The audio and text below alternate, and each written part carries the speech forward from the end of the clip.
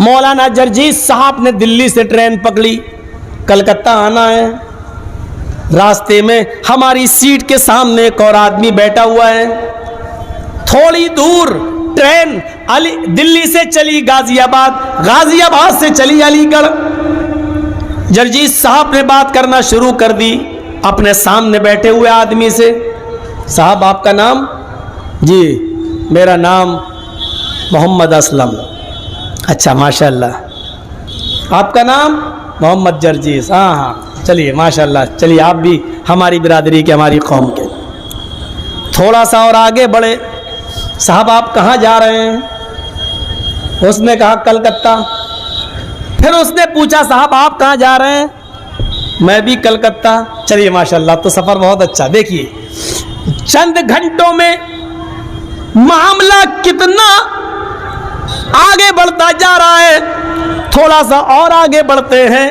गाड़ी इटावा कानपुर इलाहाबाद क्रॉस करती है। साहब आप कलकत्ता में कहाँ जा रहे हैं? उसने कहा मडिया बुरुज। फिर पूछा आप कहाँ जा रहे हैं? साहब मैं भी मडिया बुरुज। चलिए माशाल्लाह, कलकत्ता के बाद भी हम लोगों का सफ़र एक ही टैक्सी से हो जाएगा। मामला आगे बढ़ता गया। रात हो जाती है। कभी चाय बेचने वाला आता है, मैं उसको पिला रहा हूं, वो मुझे पिला रहा है। किसी स्टेशन पर गाड़ी रुकती है, वो पानी भरने उतर रहा है तो उसके सामान की देखरेख मैं कर रहा हूं। मैं उतरता हूं तो मेरे सामान की देखरेख वो कर रहा है, क्योंकि अब सफर में एक दूसरे के माल का मुहाफिज हो गया है। एक दूसरे से जान पहचान हो गई है। वो हमारे माल की हिफाजत कर रहा है, मैं उसके माल की देखरेख कर रहा हूं। रात में दोनों सो रहे हैं। मेरी आंख खुलती है, अपना सामान चेक करता हूं, ठीक है। अपने सामान के बाद उसका भी देख लेता हूं, मेरे भाई के सामान को किसी ने लिया तो नहीं है। उसकी आंख खुलती है, वो अपने सामान को देखकर मेरे सामान को भी देखता है कि ठीक है। सुबह हो जाती है, स्टेशन आ जाती है। मेरे भाइयों 24 घंटे के सफर में जब तुम एक दूसरे की जान और माल के मुहाफिज हो जाते हो, यही तो कुरान कह रहा है, इन्नमल मुमिनून इख्वा। जब ईमान ला चुके हो और मोमिन हो चुके हो, जब 24 घंटे के सफर में एक दूसरे के जान और माल के मुहाफिज बन जाते हो, तो इस्लाम लाने के बाद पूरी जिंदगी तुम एक मुसलमान के लिए दूसरे मुसलमान की जान और माल की हिफाजत की जिम्मेदारी एक दूसरे पर आयद हो गई है। न मेरे माल पर तुम कब्जा करो, न तुम्हारे माल पर हम, न मेरी जान को तुम लो, न तुम्हारी जान के प्यासे हम। मेरे माल की हिफाजत तुम करो, तुम्हारे माल की हम। जब चंद घंटों के सफर में एक दूसरे का मुहाफिज होता है, तो इस्लाम ये कहता है कि जब तक तुम जिंदा रहो, एक मुसलमान दूसरे मुसलमान के जान और माल का मुहाफिज रहना चाहिए।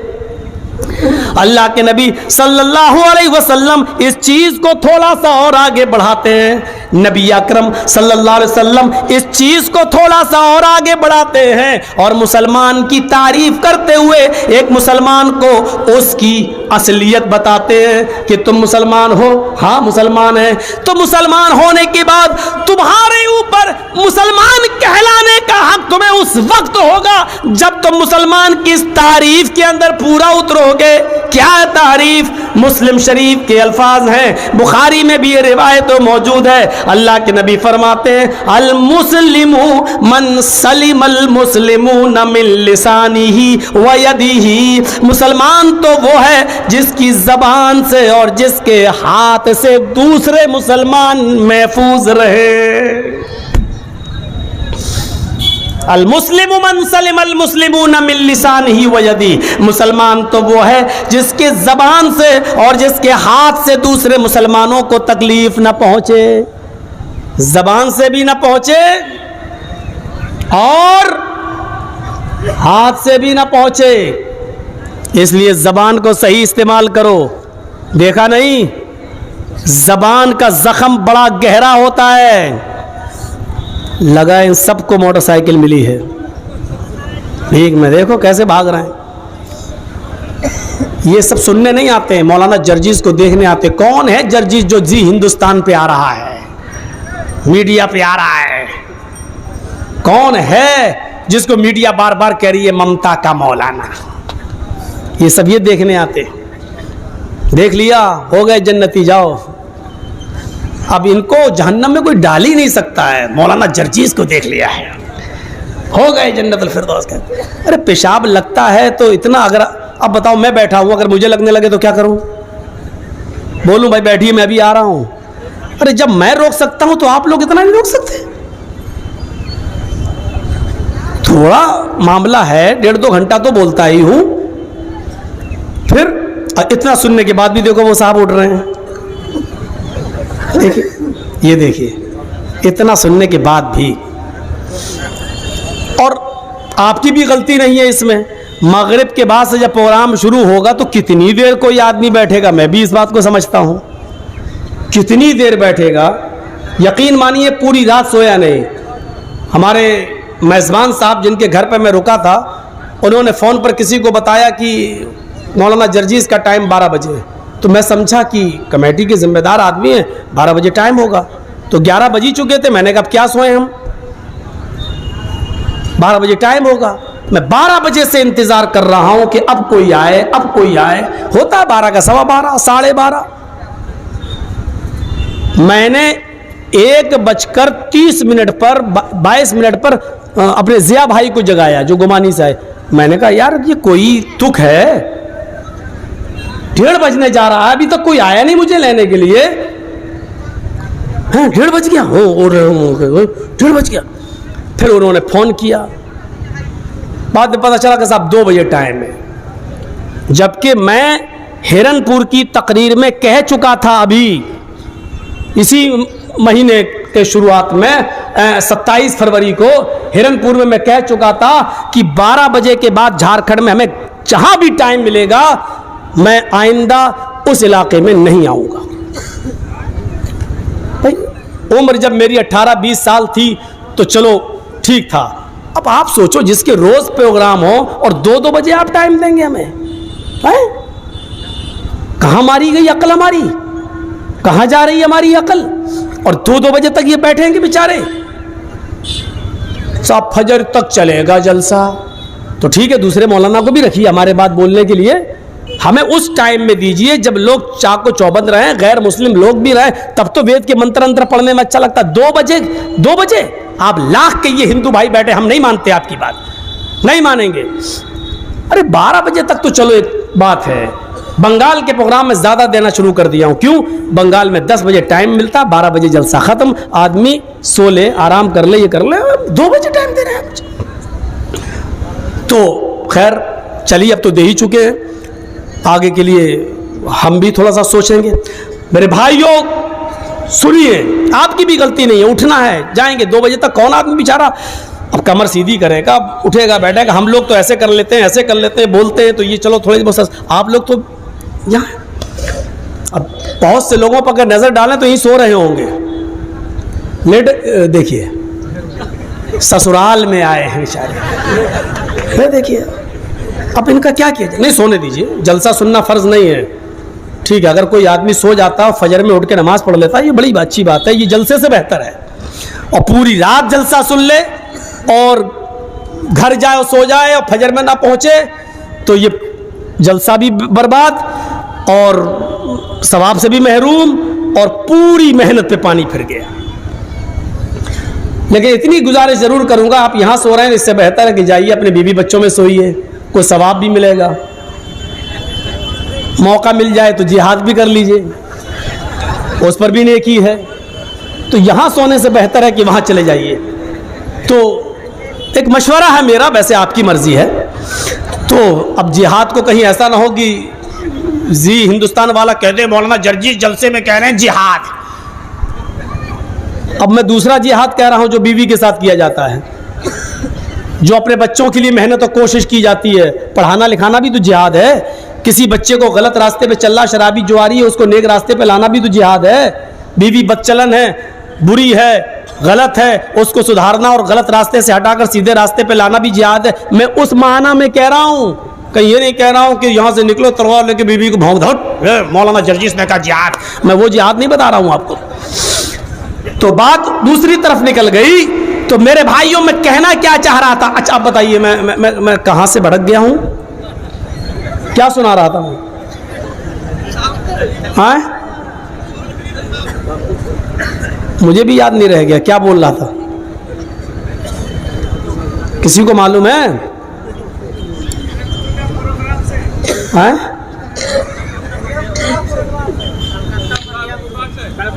है वो तो हो गया था यार।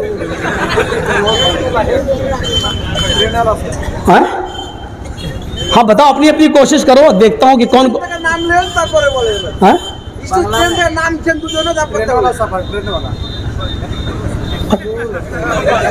वो सब हो चुका था यार।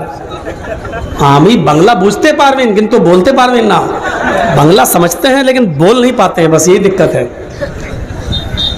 चलिए, हमको भी याद नहीं रहा। अल मुस्लिमु मन सलिमल मुस्लिमून मिन लिसानी व यदी, ये मैं बोल रहा था जिसकी जबान से और हाथ से किसी दूसरे को तकलीफ ना हो, जो कोई नहीं बता पाया। इससे पता चलता है कि आप कितने गौर से सुन रहे थे। 2 बजे टाइम दोगे तो यही हाल होगा। मुझे डर लग रहा है ऐसा ना हो कि मैं कहूँ कि प्याज हराम है और आपकी खोपड़ी में बैठ जाए कि जर्जी साहब ने कहा प्याज हराम है, और कल दावत कर दो और खिलाने में खाने में प्याज रख दो और मैं खा जाऊं तो मारो थप्पड़ साथ कमीना। कल तो कह रहा था प्याज हराम है और आज खुद खा रहा है। ये वक्त सुनोगे तो ऐसा ही होगा। तो अल मुस्लिम मन सलिमल मुस्लिमून मिन लिसानी, जबान का जख्म बहुत गहरा है। याद रखिए, आपकी जबान से किसी दूसरे को तकलीफ नहीं होनी चाहिए। ये जबान ही का जख्म था। अब आइए मौजूदा माहौल पर, यह जबान ही का जख्म था कि अहमदाबाद की साबरमती नदी के अंदर हमारी ही एक बहन आयशा नाम की लड़की नदी में कूदकर आत्महत्या करके अपनी जान समाप्त कर लेती है, खुदकुशी कर लेती है और हराम मौत मर जाती है। ये इसी जबान का जख्म था। शौहर ने क्या कह दिया था? उसने कहा देखो अगर आप अपनाओगे नहीं तो मैं खुदकुशी कर लूंगी। उसने क्या कहा? हाँ कर ले, खुदकुशी करते हुए अपनी वीडियो बना के भी भेज देना। ये जबान का जख्म था, जबान का। और इसी जबान का जख्म लगा। जहेज तो एक चीज थी, जहेज की डिमांड ने उसको आत्महत्या करने पर मजबूर नहीं किया। वो तो अपने घर चली गई थी, कई महीने वो रही अपने घर में, सोच रही थी अब मामला बन जाए, संभल जाए। जहेज को तो ठीक है, जहेज एक हिस्सा है उसका, लेकिन जहेज के मामले में समझाया जा रहा था मेरे बाप गरीब है, ये है वो है, जितना ला सकती थी दे सकती थी उतना दिया गया, जब भी आती हूं घर पे उतना दे। लेकिन जख्म कौन सा था? वीडियो बना के भेज देना, जा मर, तुझे जो करना हो कर, मरना हो तो मर, वीडियो बना के भेज देना। यह जबान का जख्म था। नबी अकरम ने सबसे पहले क्या कहा? अल मुस्लिमु मन सलिमल मुस्लिमून मिन लिसानिही, मुसलमान तो वो है कि जिसकी जबान से दूसरे मुसलमान को तकलीफ ना हो। ये जबान का जख्म होता है, जबान का जख्म जो इंसान को चाकू और खंजरों का जख्म भरा जा सकता है, लेकिन जबान से जो जख्म दे दिया जाता है वो नहीं भरता है। अल मुस्लिमु मन सलिमल मुस्लिमून मिन लिसानिही, और दूसरी बात अल्लाह के नबी ने फरमाई वयदी, और मुसलमान वो है कि जिसके हाथ से भी दूसरे मुसलमान को तकलीफ न पहुंचे। गाली देना तो बहुत दूर की बात है। अल्लाह के नबी सल्लल्लाहु अलैहि वसल्लम तो किसी की तरफ इशारा करके ऐसे मारने का इशारा करने को भी हराम करार दे रहे हैं। किसी को आप इशारा करके भी मारने की धमकी भी नहीं दे सकते हो, किसी को इशारा करके मारने का इशारा भी नहीं कर सकते हो। मन अशारा मन अशारा मन अशारा, अल्लाह के रसूल सल्लल्लाहु अलैहि वसल्लम ने कितनी हदीसों में फरमाया कि जिसने अपने भाई की तरफ इशारा कर दिया, ऐसे किया वो हम में से नहीं, ऐसे किया वो हम में से नहीं, ऐसा किया वो हम में से नहीं, ऐसा किया वो हम में से नहीं। इशारा करना भी हराम है, चाहे जाए कि उसको मारा जाए, चाहे जाए कि उसको हम अपने हाथों से उसको मारे और पीटे। मारना पीटना तो बहुत दूर की बात, इशारे से मारने का इशारा करना भी हराम है। मेरे भाइयों, इस्लाम जो इशारा तक करने को मना कर रहा है, वो मारने और पीटने को, हाथ पैर चलाने को कैसे जायज करार देगा? इसी चीज को थोड़ा सा और आगे बढ़ाते हुए अल्लाह के नबी सल्लल्लाहु अलैहि वसल्लम ने फरमाया है, हाँ, और यह भी सुन लो कि ईमानी रिश्ता, इस्लामी रिश्ता सगे रिश्ते से बढ़कर है। ईमानी रिश्ता सगे रिश्ते से बढ़कर है। मसलन कोई मेरा सगा भाई है और एक आदमी मुसलमान है, इस्लाम लाया है, ये ईमान वाला जो भाई है, ये सगे भाई से ज्यादा बढ़कर है हमारे लिए। अब दलील सुनिए। जंगे बद्र के अंदर 70 सहाबा, जंगे बद्र के अंदर 70 काफिर कत्ल कर दिए गए और 70 ही काफिरों को कैद करके लाया गया। सुनिए, बहुत दिलचस्प वाक़या मैं आपको सुनाने जा रहा हूं। 70 काफिरों को कैद करके लाया गया। उन 70 काफिरों के पैरों में बेड़ियां डाली जाने लगी। अल्लाह के नबी ने हुक्म दिया, आए सहाबी, तुम 5 लोगों के पैरों में बेड़ियां डालो। ऐ सहाबी, तुम 10 आदमियों के काफिरों के पैरों में बेड़ियां डालो। सबको हुक्म दे दिया। एक आदमी 10 काफिरों के पैरों में बेड़ियां डाले। 7 लोगों ने मिलकर 70 काफिरों के पैरों में बेड़ियां डाली। इन काफिरों में जो 70 काफिर लाए गए, इन काफिरों में एक काफिर था जिसका नाम था आदी इब्ने उमैर। एक काफिर था जिसका नाम था आदी इब्ने उमैर। ये मुसाब इब्ने उमैर के भाई थे। किसके भाई थे? मुसाब इब्ने उमैर के भाई थे। और मुसाब इब्ने उमैर सहाबी हैं। उमैर के 2 बेटे, एक का नाम मुसाब और एक का नाम आदी। मुसाब तो मुसलमान थे और आदी काफिर थे। मुसाब तो अल्लाह के रसूल के साथ लड़ रहे थे जंगे बदर में, नबी का साथ दे रहे थे, और आदी अबू जहल का साथ दे रहा था जंगे बदर में। यानी एक भाई दूसरे भाई के खिलाफ। अजीब जंग थी। अबू बकर नबी का साथ दे रहे हैं, लेकिन अबू बकर का बेटा अबू जहल का साथ दे रहा है। अजीब अजीब मामला था, अजीब जंग थी। पहली जंग थी इस्लाम की, बाप बेटे के खिलाफ, बेटा बाप के खिलाफ, यहां भाई भाई के खिलाफ। जब आदी इब्ने उमैर भी पकड़ा गया काफिरों के साथ, और जो सहाबी उनके पैरों में बेड़ियां डाल रहे थे, आदी इब्ने उमैर के पैरों में बेड़ियां डाल रहे थे, तो वहीं पर मुसाब इब्ने उमैर, आदी का सगा भाई भी खड़ा था। आदी इब्ने उमैर के सगे भाई मुसाब इब्ने उमैर खड़े थे। वो अपने भाई के पैरों में पड़ने वाली बेड़ियां देख रहे थे। तो मुसाब इब्ने उमैर ने आकर उस सहाबी से कहा जो उनके भाई के पैरों में बेड़ियां डाल रहा था, थोड़ा सा टाइट करो, यहां से कसो। अरे ये फौरन बेड़ियां तोड़ने में बड़ा माहिर है, ये ताला तोड़ के भागने में बहुत माहिर एक्सपर्ट है, इसको पकड़ो, यहां से कसो, यहां से उसको जकड़ लो, कहीं भाग ना जाए। तो वो साहब ये रसूल को मालूम नहीं था कि ये इनका सगा भाई है। वो सहाबी जो उनके पैरों में बेड़ियां डाल रहे थे, मुसाब से कहते हैं कि तुम तो मेरी अच्छी मदद कर रहे हो, इसके बारे में मुझे बहुत कुछ बता रहे हो। बेड़ियां बहुत टाइट कर दी।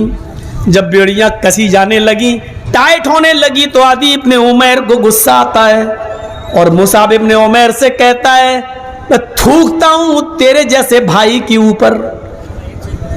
जो काफिर भाई था वो मुसाब अपने सगे भाई से क्या कह रहा है, मैं थूकता हूं तेरे चेहरे पर, शर्म नहीं आती तुझे? कैसा तू मेरा भाई है? तेरे सगे भाई के पैरों में बेड़ियां डाली जा रही हैं और तू खड़ा होकर देख रहा है और मशवरा और दे रहा है कि टाइट कर दो। लगता है तेरी रगों में उमैर का खून नहीं दौड़ रहा है। अरे उमैर का तू भी बेटा है, उमैर का मैं भी बेटा हूं, एक ही बाप की हम दोनों संतान हैं, औलाद हैं, लेकिन तेरे भाई होने पर मुझे शर्म आती है। तू कैसा मेरा भाई है? मुसाब इब्ने उमैर ने जब ये जुमला सुना आदी की जबान से, अपने सगे भाई की जबान से, तो चीखते हुए कहा, खामोश, हाय आदी, चुप, खामोश। किस भाई की बात कर रहा है तू? हाय आदि, तेरी रगों में भी उमर का खून है, मेरी रगों में भी उमर का खून है।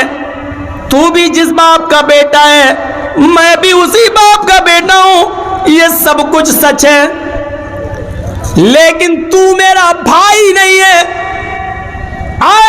आए आदि, तू मेरा भाई नहीं है। आदि कहता, वाह, बाप एक मां एक, खून तेरी रगों में भी दौड़ रहा है, मेरी रगों में, फिर भी मैं भाई नहीं। मुसाब इब्न उमैर कहते हैं, ये सच है कि तेरा बाप और मेरा बाप एक, तेरी मां मेरी मां एक। जिस बाप का खून तेरी रगों में दौड़ रहा है, उसी बाप का खून मेरी रगों में भी दौड़ रहा है। जिस मां का दूध तूने पिया है, उसी मां का दूध मैंने भी पिया है। ये सच है, लेकिन ये सच नहीं है कि तू मेरा भाई है। आदि कहता, फिर तेरा भाई कौन है? अगर मैं तेरा भाई नहीं हूं तो मुसाब इब्न उमैर कहते, मेरा भाई वो है जो तेरे पैरों में बेड़ियां डाल रहा है। मेरा भाई वो है जो तेरे पैरों में बेड़ियां टाइट कर रहा है। मेरा भाई वो है, इसलिए वो मेरा भाई है क्योंकि उसने अशहदु अल्ला इलाहा इल्लल्लाह व अशहदु अन्ना मुहम्मदन अब्दुहु व रसूलुहु पढ़ा है, और तूने ये कलमा नहीं पढ़ा है।